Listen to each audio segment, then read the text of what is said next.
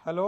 पापा वो मैं आपसे ये कह रहा था कि मुझे ना एक क्वेश्चन का आंसर नहीं आ रहा, तो आप बता देंगे? अरे तो बेटा तू मुझे फोन क्यों कर रहा है? तेरी मम्मा है ना घर पे, मम्मा से पूछ ले आंसर। लेकिन पापा मम्मी तो एक अंकल के साथ कमरे में गई और उन्होंने कहा है कि हमारे कमरे में मत आना। तेरी मम्मा किसी अंकल के साथ में कमरे के अंदर गई है? अच्छा ठीक है बेटा, मैं आता हूँ अभी और तुझे वहीं आकर आंसर बता दूंगा। ठीक है पापा, आप जल्दी घर पर आ जाइए। ठीक है बेटा।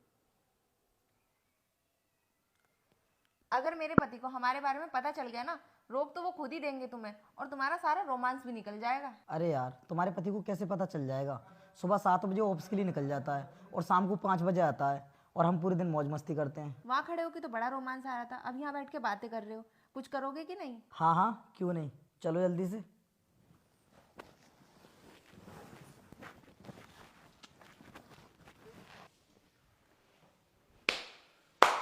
शाबाश।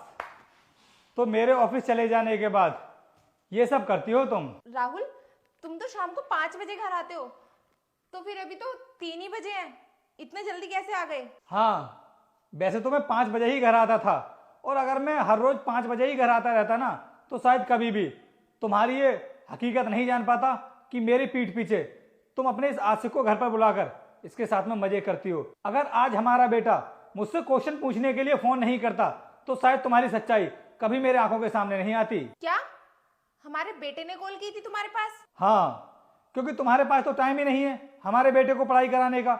उसके एग्जाम चल रहे हैं, तुम्हें कोई टेंशन ही नहीं है, क्योंकि तुम्हें तो अपने इस आशिक के साथ में मस्ती जो करनी है। और अगर तुम मुझे पहले बता देती कि तुम अपने इस आशिक के साथ में इतनी बिजी हो, तो मैं हमारे बेटे के भविष्य से कोई मतलब नहीं है, तो मैं उसकी कोचिंग लगवा देता। राहुल, ये कैसी बातें कर रहे हो तुम? मैं हमारे बेटे को पढ़ाती हूँ और बहुत अच्छी तरह से पढ़ाती हूँ, और यहाँ पे जो भी कुछ तुमने देखा है, प्लीज उसके लिए मुझे माफ कर दो।